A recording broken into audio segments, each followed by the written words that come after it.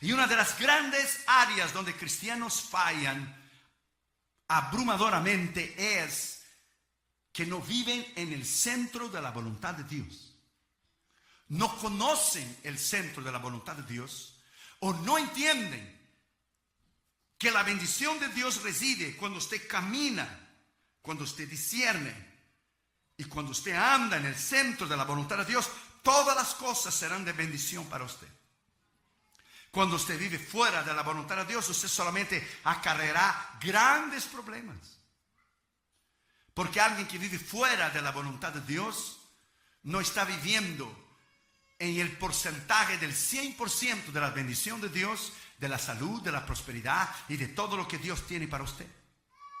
Entonces el verdadero discípulo, el verdadero cristiano en realidad, ¿qué es esta área tan importante? Una de las grandes necesidades que el verdadero discípulo, el verdadero cristiano tiene de conocer la perfecta voluntad de Dios. Abra tu Biblia conmigo en Mateo capítulo 12, versículo 50. Mateo 12 y el versículo 50. Dice, porque todo aquel que hace la voluntad de mi Padre. Él no dijo a lo mejor, maybe, perhaps, there is a possibility, tal vez. El que hace es una acción, es una decisión, es un libre albedrío. Usted puede hacer o no, la elección es suya. El que hace la voluntad de mi Padre que está en los cielos, este es mi hermano y mi hermana y mi madre.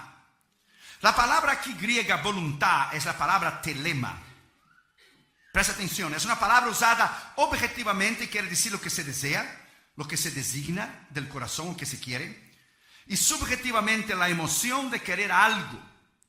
Pero tanto subjetivamente y tanto objetivamente, tanto la realidad como las emociones, la perfecta voluntad de Dios es que Él manda, Él designa, He commands todas las bendiciones para que usted pueda tener cuando usted vive en el centro de la voluntad de Dios completa. Cuando usted vive en el centro de la voluntad de Dios completa, usted va a predicar el mensaje cierto, si usted es ministro, a la iglesia cierta, en el momento cierto y en la hora cierta, en el tiempo correcto. Porque lo que usted hace en el centro de la voluntad de Dios permanece para siempre. El apóstol Juan decía, la voluntad de Dios permanece para siempre, no cambia. Cuando tomé el teléfono y llamé al pastor italiano, yo oré. Si es tu voluntad, si esa campaña no está en tu voluntad y no es para yo tomar ese avión, tú sabes lo que va a suceder. Si no es para esa campaña, entonces él dirá no. Pero si tú pones en el corazón de él y él actúa en fe, entonces tú estás en el centro, estaré yo en el centro de la voluntad tuya y esa campaña está en el centro de la voluntad de Dios. El hombre no pensó dos veces. Él actuó en fe. Porque las oportunidades a veces que Dios da, a veces el tren de las oportunidades pasa solamente una vez en la estación. A veces Dios no da dos oportunidades, te da una sola. A otros le dan 2, 3, 10, pero a veces da una oportunidad sola. Otro ministro dirá, yo dije al pastor, oye, soy una persona extremadamente ocupada. Voy a descansar esos días, porque descansar, nunca descanso, estoy siempre viajando, haciendo sermones y programas y grabando y emails y ministerio y cassettes y escribiendo libros, always busy. Cuando tomó la campaña, entonces tú tomas como que estás en el centro de la voluntad de Dios. Otros se retractan, si a lo mejor pasará algo, actúen en el miedo, pero no actuamos en miedo. El miedo es un espíritu. El miedo te paraliza. Miedo es lo contrario de la fe. Miedo es la fe del diablo, la duda, la incredulidad. Is the opposite. ¿Cómo se dice opposite? Opuesto. Lo opuesto a la fe es el miedo. Entonces, todo lo que no es fe es miedo. Y el miedo entonces constituye un pecado. Porque todo lo que no es de fe, dice Romanos 14, es pecado. Entonces tú actúas en fe. El hombre, el ministro, el hombre de Dios actúa en fe. Nosotros ya llevamos demasiados años para, my friend, no saber discernir la voz de Dios. Ya llevamos demasiados años aquí, my friend. No estamos empezando, no somos marineros de primera viaje. Ya llevamos años predicando la palabra. Entonces, cuando Dios da una oportunidad, usted la toma en fe. Usted cree que así será.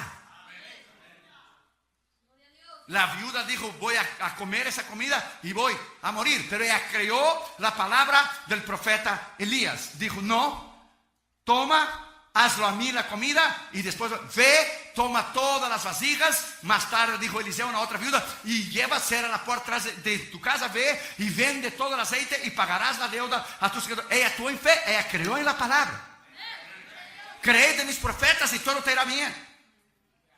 Entonces las cosas se actúan en fe. La perfecta voluntad de Dios se camina en fe. Abra tu Biblia conmigo allá, por favor, conmigo. En Hebreos capítulo 10, versículo 7. Hebreos 17. En primer lugar, el verdadero discípulo, el verdadero cristiano, el verdadero hombre de Dios, el verdadero ministro, en primer lugar, el objeto de su vida es hacer la voluntad de Dios en cualquier circunstancia, en cualquier momento. Hebreos capítulo 10, versículo 7. Entonces dije, he aquí que vengo, oh Dios, para hacer tu voluntad, como en el rollo del libro está escrito de mí. Vengo para hacer tu voluntad. Dice, mi Dios, aquí vengo, mi Dios, para hacer tu voluntad. Un Dios personal. Cuando usted camina en el centro de la voluntad de Dios, el Señor te bendecirá siempre. Catherine, cuando aplicó a su universidad, oró y ayunó con Dámaris. Y Catherine aplicó en muchas universidades. Cuando llegó el resultado de la Universidad Vanguard, la Universidad de las Asambleas de Dios, aceptaron. Después ella se cambió para la Biola, que es la segunda mejor universidad cristiana de todos los Estados Unidos. Y ella, cuando recibió la carta de aprobación, que fue aprobada en Biola, ella tomaba la carta en la mano y ella saltó en la sala y dice, ese es el Dios que yo sirvo, ese es el Dios que no falla, ese es el Dios que cuando se sirve y vive en el centro de la voluntad de Dios, es el Dios que contesta. Dios es fiel. Dios contesta, Dios habla. Si nosotros actuamos en fe, usted será siempre bendecido, usted será siempre prosperado, usted tendrá salud, usted, my friend, llegará a niveles espirituales que usted jamás lo ha imaginado y que usted puede llegar. Es solo actuar en obediencia, actuar en fe. Israel estaba 16 días después que salió de Egipto, en la frontera de la tierra prometida, en Kadesh Barnea. Cuando envió Israel, Moisés envió los 12 espías. Cuando los 12 espías regresaron, solo Josué y Caleb dijeron, podemos entrar, Dios nos va a dar la tierra. Pero 10 espías dijeron, no podemos hacer. Hay gigantes allá, los hijos de Anak, lo podemos hacer. Contaminó la mente del pueblo de Israel. Tuvieron miedo, tuvieron incredulidad. Tuvieron lo que es pavor y terror de entrar en la tierra prometida. Habían durado 15 días de viaje solo. Al 16 días estaban en la frontera para entrar en Kadesh Barnea. Pero por la desobediencia, por no actuar en fe, la Biblia dice que 40 años estuvieron en el desierto. Un día que ellos espiaron la tierra fueron 40 días. Un día para cada año. 40 años, solo Josué y Caleb y la generación nueva que nació en el desierto, de 20 años para abajo, entraron en la tierra prometida. Tuvieron la oportunidad, estaban a un pie, era solo cruzar. Aquel tiempo no existía guardas de frontera y pasaporte, y tenías que llegar y poner la estampilla. Era solo pasar al otro lado. Era solo pasar, cruzar, poner el pie y cruzar. La desobediencia llevó a Israel a dar vuelta en el desierto 40 años por la desobediencia de la incredulidad, por la desobediencia de no creer en un Dios poderoso, en un Dios que si Dios dijo a ellos que le daría la tierra prometida, no interesaba cuántos gigantes hubiera, no interesaba cuántos obstáculos hubiera, no interesaba cuántos muros de Jericó hubiera. Jehová irá delante de vosotros, dice la palabra de Dios. Era una actitud de tomar en fe y cruzar. Con el pastor italiano lo tomó en fe. Hacemos. Vaya pues, me dijo el pastor, vaya pues, hacemos. Fueron mexicanos, diría, éntrale. No dijo, éntrale. Pero dijo, lo hacemos. Oportunidades que tú tomas, my friend. Oportunidades tremendas que Dios te da la oportunidad. Siempre cuando Dios te llama a un ministerio, Dios te dará la gracia porque Él te va a guiar en el ministerio. Él va a proveer en el ministerio y Él te dará la gracia para soportar las aflicciones y las pruebas y tribulaciones que con el ministerio va a venir. Dios nunca va a poner nada en tus manos que usted no lo puede llevar. Eso es imposible. Dios solamente puede poner algo en tus manos del cual usted puede llevar. Él nunca te va a probar más de lo que usted puede soportar. Una vez un niño y su papá entraron en el supermercado y el niño venía llevando la canastilla chiquitita. Usted sabe que se marca el carrito, muchas cosas, pero hay una canastilla, ¿verdad? Chiquitita, por lo menos en California, no sé aquí, que tú pones leche, un pancito. Y venía el niño llevando la canastita chiquita. Y el papá iba poniendo un pan, una galleta, y una señora se paró en el medio del pasillo y dijo: ¿pero qué va? ¿Por qué usted, señor, no lleva la canasta de su hijo? Porque él tiene que llevar el peso. Y el niño se acercó a la señora y dijo: calma, señora, calma. Mi papá sabe hasta cuánto es de peso que él puede poner en la canastita. Tranquila, mi papá sabe hasta dónde yo puedo llevar. Tu padre sabe, mi padre sabe, nuestro padre sabe hasta dónde él puede poner a usted la prueba, la lucha, la tentación. Él sabe. Como la enfermedad del pastor Iteriano. Ustedes oraron, ustedes resistieron, ustedes dieron de frente. Eso no fue una enfermedad cualquiera, no. Eso fue satanismo. El diablo te dio de frente para matar a tu pastor. El diablo te dio de frente para destruir esta obra. Fue satanismo. Alguna persona infiltrada vino aquí a hacer obras de brujería y hechicería para destruir esta obra, para destruir esta iglesia. Su pastor casi murió.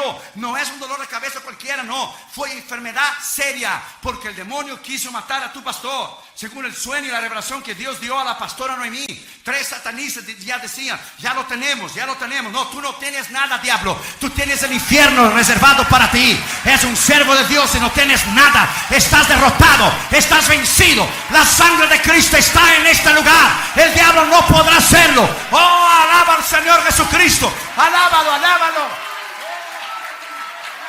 Alábalo. Tú no tienes nada, diablo. Tú tienes el infierno reservado para ti, el lago de fuego reservado para ti, pero victoria para nosotros, Cristo Jesús, para la vida eterna, sanidad, bendición, prosperidad. Alabado sea su nombre, alabado sea su nombre. Actuamos en fe, actuamos en fe, actuamos en el poder de Dios.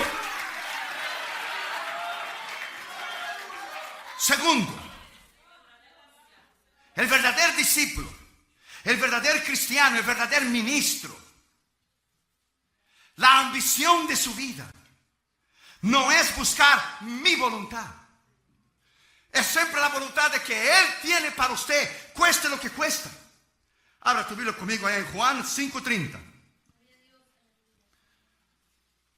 Juan 5:30, por favor. Dijo Cristo: yo no puedo hacer nada por mí mismo. Ahora usted calcule y piense. Si Él no podía hacer nada por Él mismo, ¿qué será de ti y de mí? Piénsale, Él siendo Dios. Yo no puedo hacer nada por mí mismo. Según oigo, así juzgo. Y mi juicio es justo. Porque no busco mi voluntad, sino la voluntad del que me envió, la del Padre. ¿Usted paró para pensar que Jesús nunca dijo una palabra fuera de orden? Él nunca hizo un milagro fuera de orden. Él nunca estuvo en un lugar fuera de tiempo. Él nunca jamás llegó atrasado en ningún lugar. Él nunca tuvo que pedir excusas ni perdón a nadie. En Juan usted va a encontrar que dice: la autoridad que yo recibo es la del Padre. La obra que yo abro es la del Padre.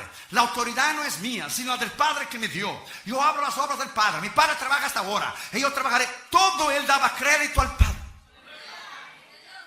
Cuando usted entra y camina en esta dimensión del centro de la voluntad de Dios, usted solo va a vivir bajo la autoridad y el poder de Dios.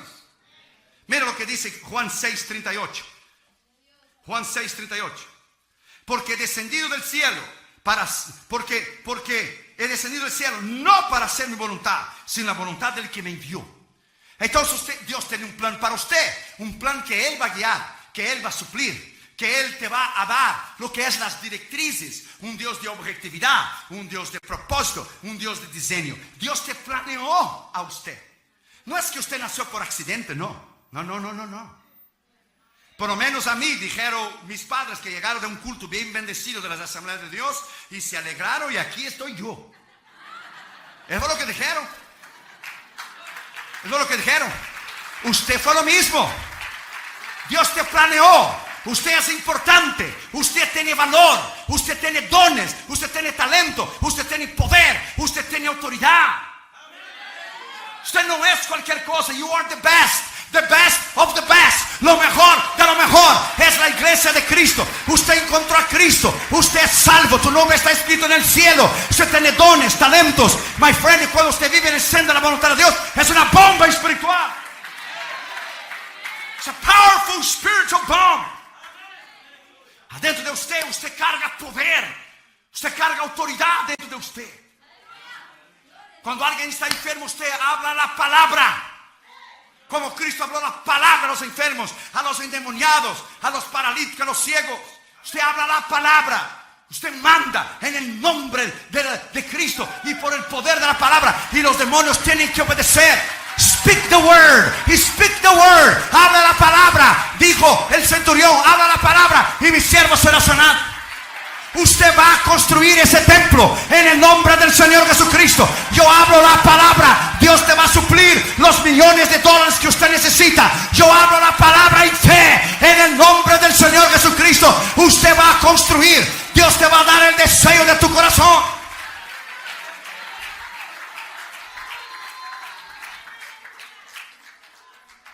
El diablo hubiera matado al pastor italiano cuando tuvo la oportunidad. Now it's too late, devil. Now you're going to get it so good. Now you're going to get it so good. Get ready, devil. We are coming. We are coming against you in the name of Jesus. No lo puedes parar esta obra. No puedes parar este ministerio. No puedes parar lo que Dios tiene. Oh, cuando tuviste la oportunidad no lo hiciste. Pero ahora, de aquí en adelante, todo lo que tengo que mirar, nada más es solo arriba. Lo miro hacia arriba y camino en el centro de la voluntad de Dios. Y no podrás detenerme. Actúa en fe. Cuando empezó la tal crisis financiera esa, yo no tengo crisis, tengo Cristo. Cuando empezó la crisis financiera el año pasado, teníamos como 19 misioneros, creo, 18, 19. Yo reuní en la mesa directiva y dije, sí, ¿a poco estamos en crisis? Sí. Ha disminuido los sembradores, porque la gente inmadura, lo primero que hace, los cristianos inmaduros, que no son discípulos, solo cristianos y creyentes, que cuando viene una crisis, lo primero que hace es quitar los diezmos. Y cuando quita los diezmos, ahí sí Dios te deja la miseria entonces. Cuando quita los diezmos, Dios te deja la miseria y la pobreza. Porque si hay un pecado que la persona es doblemente maldecida, doble maldición, es cuando usted no da los diezmos. Malditos sois con maldición. Entonces terminarás en la calle pidiendo dinero en la esquina con un letrerito. Fui desobediente, no di los diezmos al Señor. La persona inmadura, lo primero que hace es quitar los diezmos y las ofrendas. Pero la persona madura sigue y da. Nosotros tenemos sembradores en las tarjetitas que no tienen trabajo, pero envía sus $30 o 50 o $100 al mes a los misioneros y el Señor ha suplido milagrosamente sin ellos estar trabajando. Han pagado la renta, han pagado la comida, la escuela de sus hijos, porque Dios es Dios de milagros. Dios es un Dios que actúa 2 horas antes. Dios que actúa 2 horas antes. Por lo que Él hizo 2 hours before. 2 horas. Si difícil es un pastor tomar una campaña un mes antes, que tiene que programar y hacer propaganda en radio y televisión. 3 semanas difíciles, 2 semanas difíciles, una imposible, un día, imagina un día, 2 horas. Toma un nombre de Dios para hacer eso. Entonces reuní una mesa directiva de la cita, que la nación está en crisis, ¿cómo no? Pues vamos a poner entonces 8 misioneros más. Estaban las aplicaciones de los misioneros y pusimos 8 más, ahora tenemos 28. ¿Y cuándo Dios ha fallado? Jamás. Jamás Dios ha fallado, porque Él no falla. Quien falla somos nosotros. Uno de los atributos más grandes de Dios es su fidelidad. Su fidelidad es grande, dice la palabra. Su fidelidad es grande, su poder es grande, su poder es extraordinario. ¿Por qué? Porque caminamos según el consejo de su voluntad. Tercero, el verdadero discípulo, el verdadero cristiano, el verdadero hombre de Dios, el verdadero ministro, como el ejemplo que es tu pastor, en fe, que actuó en fe. En tercer lugar, el plan de su vida, el diseño de su vida es según el consejo de tu voluntad, no el mío. Tenemos esta campaña planeada y Dios dijo, eso es lo que tú planeaste, ahora lo voy a hacer lo que yo planeé. Abra tu Biblia ya conmigo en el Salmo 40, versículo 8. Salmo 40, versículo 8. Mira lo que dice ahí. El hacer tu voluntad, Dios mío, fíjate, es un Dios personal, me ha agradado, o es el placer de mi alma. Tu ley o tu palabra está en el medio de mi corazón, que es un deleite. Te voy a dar un consejo que usted nunca más se va a olvidar para el resto de tu vida, y del cual va a ser muchos años, pues vas a vivir mucho rato. Nunca quieras nada para usted que Dios no quiere. Nunca desees nada para ti que Dios no quiere. En mi caso, no desees ir a un país que Dios no quiere. No desees predicar en algún lugar, en alguna nación que Dios no te quiere. Nunca quieras supuestamente una bendición, entre comillas, que Dios no quiere, porque esa bendición te puede tornarse una maldición. Dele gracias a Dios que hay oraciones que Dios nunca te contestó a ti. Porque si Dios te hubiera contestado todas las oraciones tuyas, tú no estuvieras aquí hoy. Dele gracias que hay oraciones que Dios no oye y no contesta. Porque si tú hubieras, o como yo, Dios contestado todas tus oraciones y Dios hubiera contestado fuera de la voluntad de Él, nosotros no estuviéramos aquí. Porque hay templos que Dios no quiso que usted comprara. La noviecita, el noviecito que tú tenías, que tú orabas, oh, I love him, oh, I love her. No era la voluntad de Dios. Y después te casaste en el centro de la voluntad de Dios y Dios te dio lo mejor. Dele gracias a Dios que cosas Dios no te dio porque no era su voluntad. Dele gracias a Dios que el plan de Él no es el nuestro. Porque si nosotros hubiéramos seguido nuestro plan, quizá ni vivos estaríamos más. Quizá ni vivos. Cuando nosotros recibimos una invitación afuera de estas, nosotros oramos y ayunamos.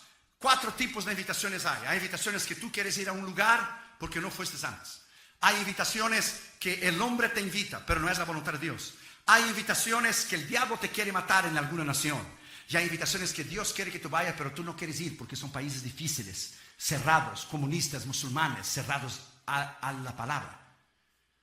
Se prefiere ir a un lugar cerrado y que Dios quiere que tú vayas porque tú vas a ir y vas a regresar, do que ir a un lugar que no hay problemas para predicar, pero la presencia de Dios no va a estar ahí.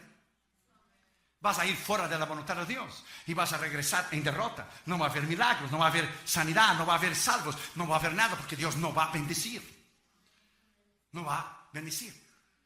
Entonces, my friend, cuando usted vive en el centro de la voluntad de Dios, cuando Dios prospera, por ejemplo, un predicador panameño fue a predicar en Colombia hace muchos años atrás. Dios le dijo a él, predique solo en Bogotá y regrese, no vaya a ningún lado más. Él fue y predicó, fue un éxito la campaña. Un pastor de Medellín le invitó y dijo, venga, te voy a dar una buena ofrenda, te voy a pagar el avión y el hotel y la comida. Él desobedeció al Señor, Dios le había dicho que fuera solo a Bogotá. Fue y predicó la primera noche, el segundo día se enfermó. Pidió el carro del pastor para ir a la farmacia. El carro del pastor era avisado por la guerrilla comunista colombiana. Cuando él venía por la carretera, le dieron 42 tiros. Él está en el cielo, pero murió antes del tiempo. Murió fuera de la voluntad de Dios. Completamente. Entonces, my friend, usted tiene que entender que cuando usted está fuera de la voluntad de Dios, Dios no tiene responsabilidad con usted. El ángel de Jehová campa alrededor de aquellos que le temen a Dios y los libra. El que no teme a Dios, el que no anda en su voluntad, el que hace lo que quiera, Dios no tiene responsabilidad. Por eso usted ve cristianos jóvenes morir de accidente. ¿Cómo es posible que si tenemos 6 billones de personas en el mundo, cómo es posible que ministros jóvenes están muriendo? O por salud, o por accidente. Ministros de 30 años, de 40 años, de 45, de 50 años, ministros jóvenes están muriendo. ¿Cómo es posible? Si la mies es mucha y los obreros pocos, y los pocos están muriendo, entonces algo nosotros estamos haciendo mal. Algo nosotros estamos haciendo equivocado.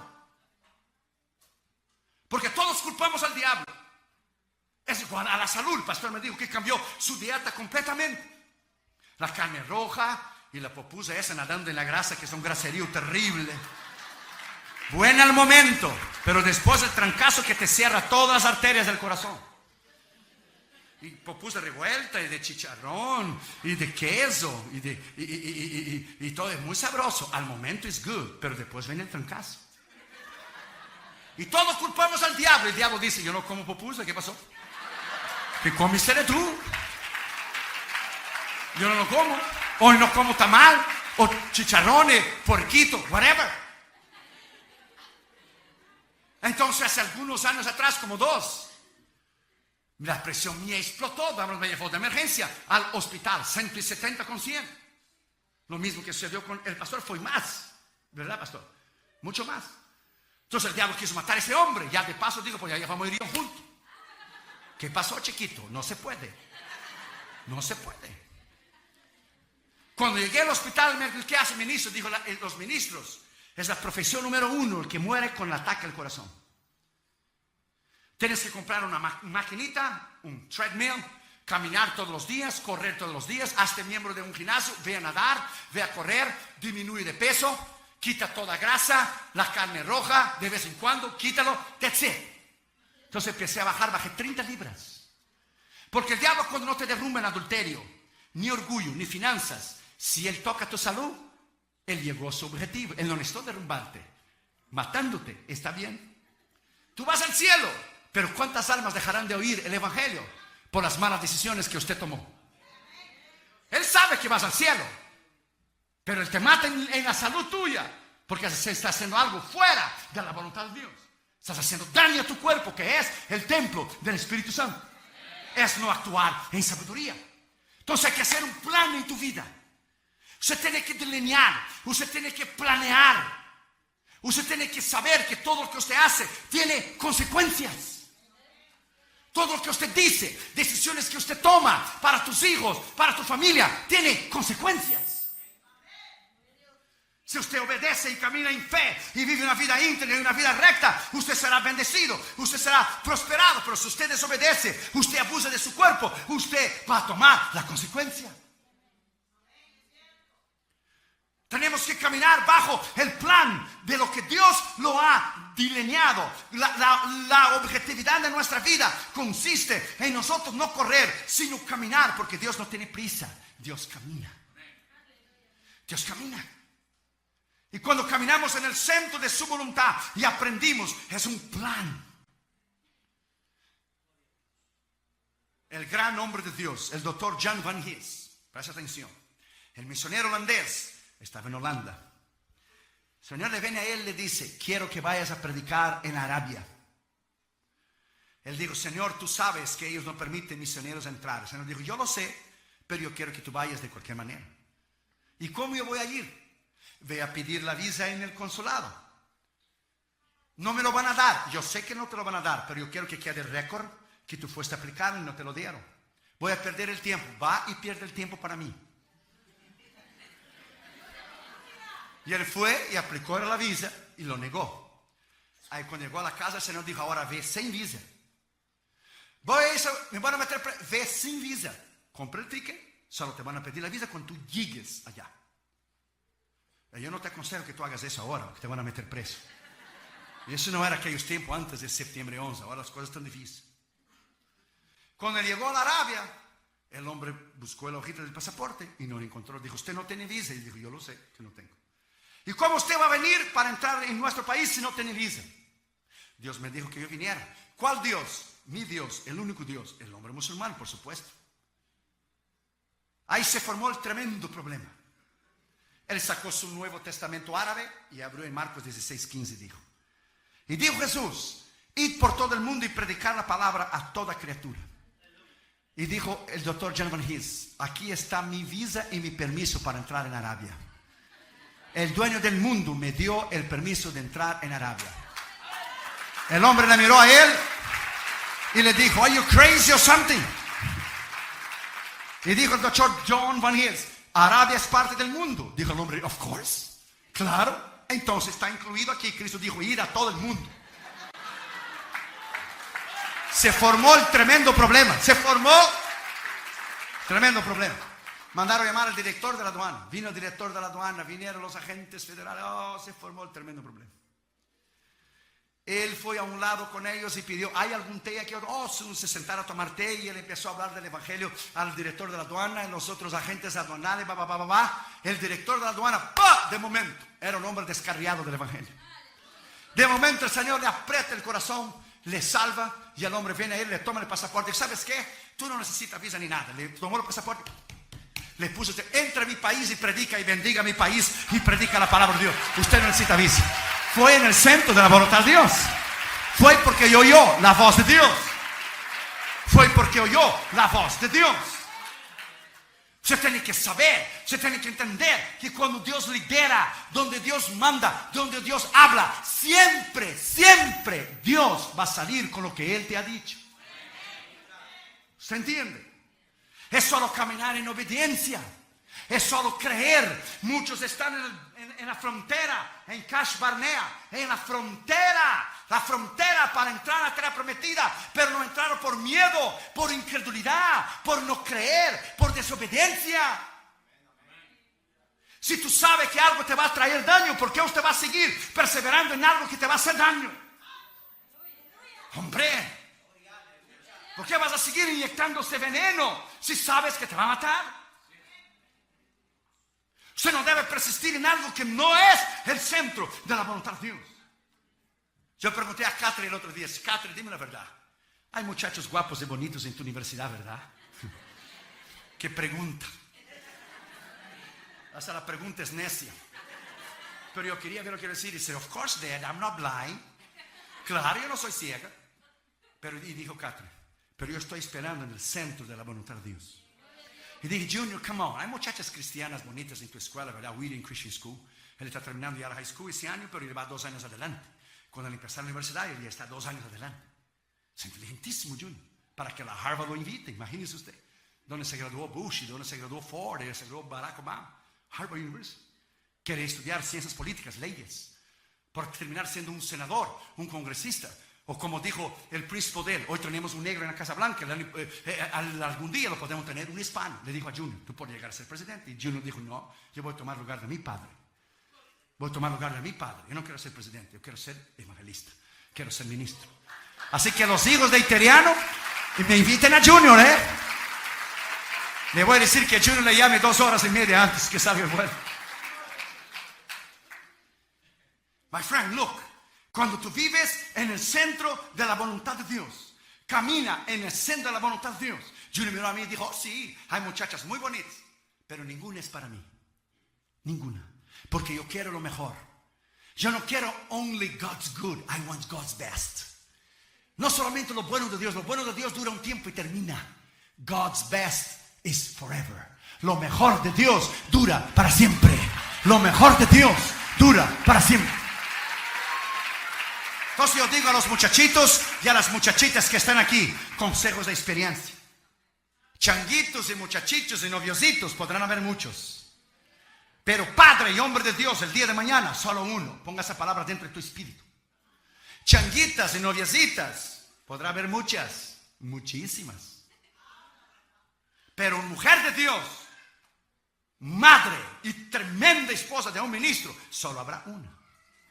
Porque el pastor italiano venía ayer hablando en el carro que si no fuera por su esposa en esa tremenda enfermedad que le pasó, él no lo hubiera resistido. De la tremenda mujer de Dios que es la pastora Noemí. Porque nosotros tenemos el día del pastor. Que el día del pastor y el día del pastor, ¿por qué no hacer el día de la esposa del pastor? De las mujeres de Dios tremendas que caminan con nosotros. El día de la esposa del pastor. Porque nuestras esposas son mejores que nosotros. Dámales ahora esta 21 días de ayuno y oración. Son mujeres tremendas, mujeres que Dios nos dio en el centro de su voluntad.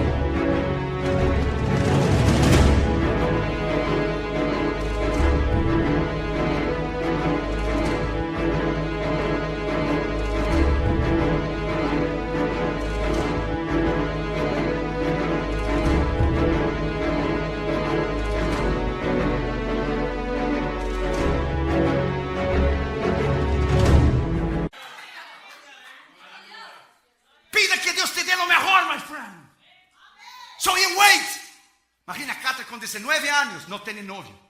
La presión de los amigos en la escuela, la presión de los que no conocen a Cristo, aunque va a una universidad cristiana, ni todo lo que brilla es oro.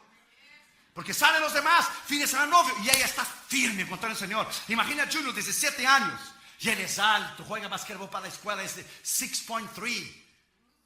Es enorme, GPA 4.6. El otro día hizo el SAT test para entrar en la universidad. Sacó 96% más inteligente de todos los muchachos que estaban haciendo el examen en el mismo momento. Más inteligente que 2.700.000 personas en la misma hora. Es una eminencia, Josué Junior, de inteligente. Imagina la presión de los amigos que sale el fin de semana, que vamos a salir aquí, que vamos a Starbucks, que vamos a dar una vuelta a la playa, que vamos a venir, que vamos a hacer eso. Y él firme esperando en el Señor. Porque Dios lo va a honrar, así como Dios va a honrar a tus hijos, así como Dios va a honrar a tus hijas, porque Dios tiene lo mejor para nosotros. Dios tiene lo mejor.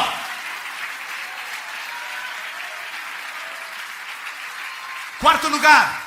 El verdadero discípulo, el verdadero ministro, el verdadero cristiano, el aprendizaje de su vida, en cuarto lugar, es: enséñame a hacer tu voluntad. ¿Por qué enséñame? Porque no sabemos hacerla. Ahora tú vives en el Salmo 143, versículo 10. Salmo 143, versículo 10. Enséñame a hacer tu voluntad. Se enseña, me decía David, porque no sabemos.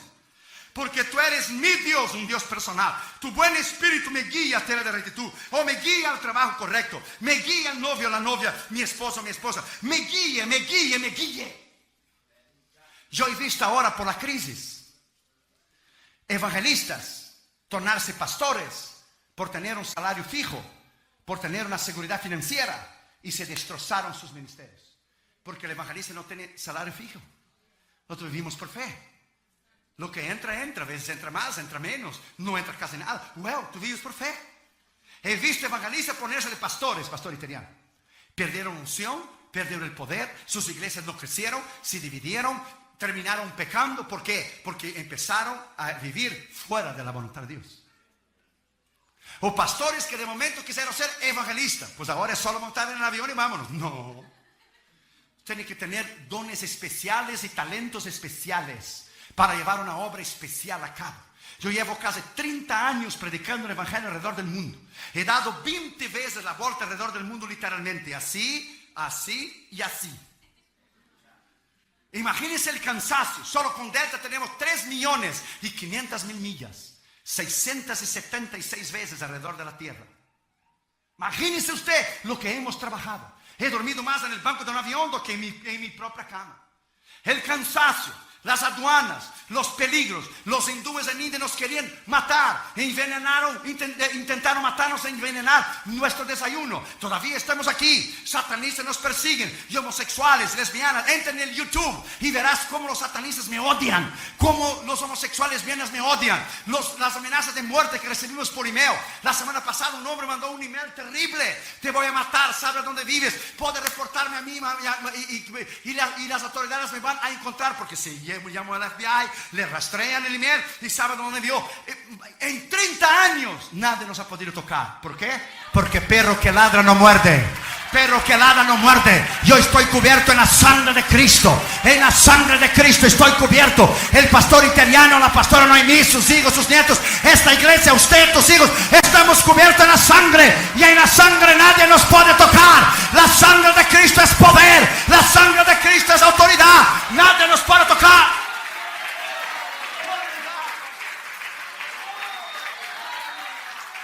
Usted está aquí para vencer. You are here to win. Entonces el aprendizaje de nuestra vida es: enséñame. Estamos siempre aprendiendo. Siempre aprendiendo. Aprendimos algo nuevo ahora para esta campaña, que Dios hace un milagro 2 horas y media antes. Para ser más específico, 2 horas y 15 minutos antes de salir el avión.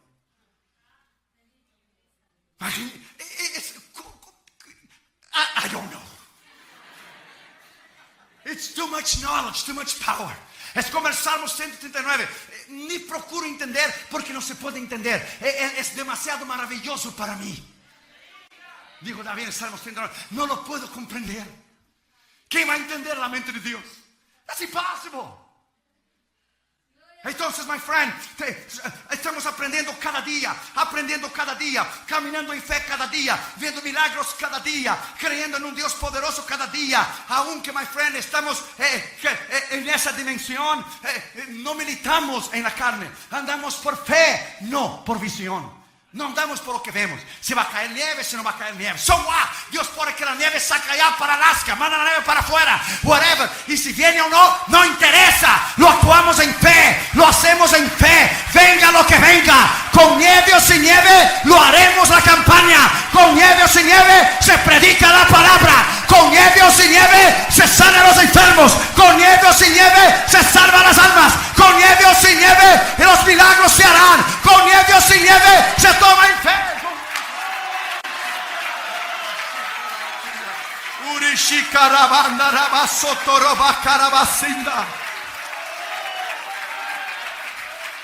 Tres.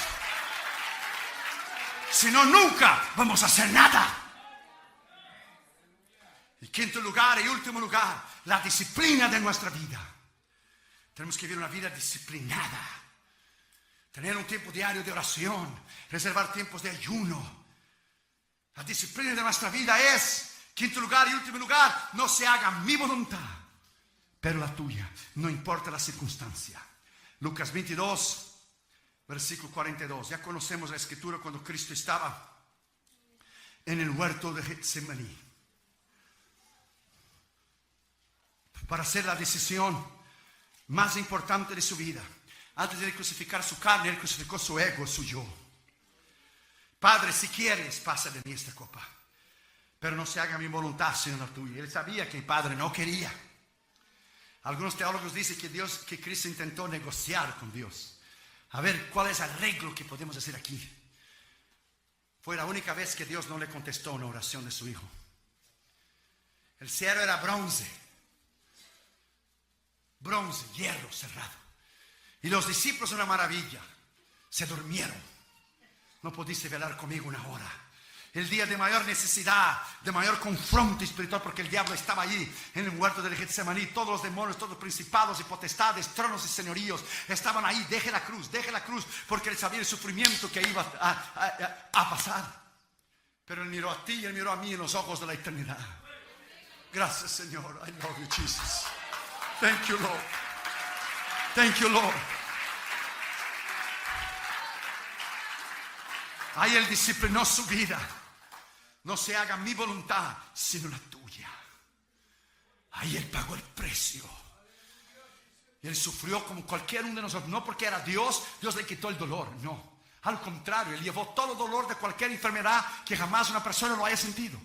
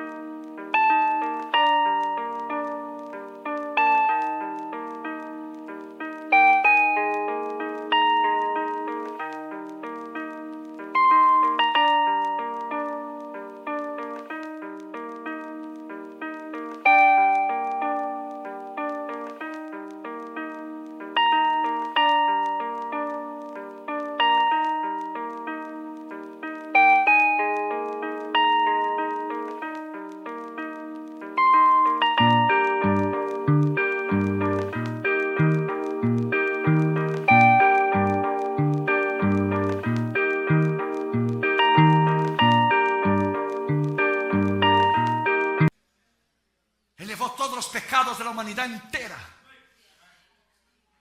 Él miró a ti, Él miró a mí. Tal amor nosotros no podemos entender. A veces el camino más fácil, que usted tiene dos opciones, un camino más difícil y otro más fácil. En la duda, nunca tome el más fácil, tome el más difícil, porque es posible que Dios nunca esté en el más fácil. De hecho, casi Dios nunca está en el más fácil. Si tiene dos puertas delante de ti, una es quedarte en la casa, no hay campaña, Dios no me quiere que yo vaya, hay nieve, a lo mejor cae el avión, pues me voy a echar para atrás y voy a quedar 4 días descansando, bien que necesito. O tú puedes tomar el teléfono y llamar por fe a un hombre de Dios que actúa en fe y venir a la campaña y estar en el centro de la voluntad de Dios. Tú tienes dos opciones.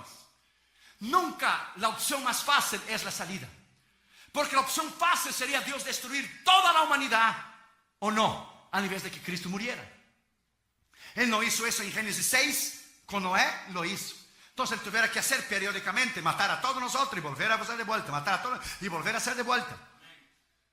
Cristo decidió tomar el camino del dolor. Decidió la opción, el libre albedrío. Él decidió crucificar su ego y su yo. Nunca el camino más fácil es la voluntad de Dios. Por lo contrario, siempre el camino del dolor, de la abnegación, de tomar la cruz, del sufrimiento, es el centro de la voluntad de Dios.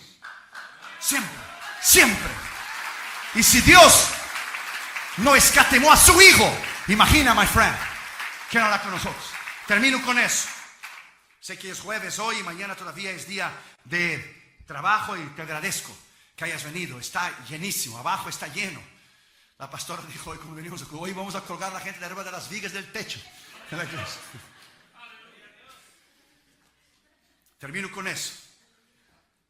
Una vez un rey y su amigo cristiano salían periódicamente a cazar y a pescar allá en África. Y el hermano era un hombre de Dios, y todo lo que sucedía, el hermano decía: gloria a Dios, y eso es bueno. Y Dios lo sabe, y eso es bueno. Y Dios sabe por qué sucedió, y eso es bueno. Él tomaba la palabra de Pablo literalmente. Dai gracias a Dios porque todo es bueno. Dai gracias a Dios porque esta es la voluntad.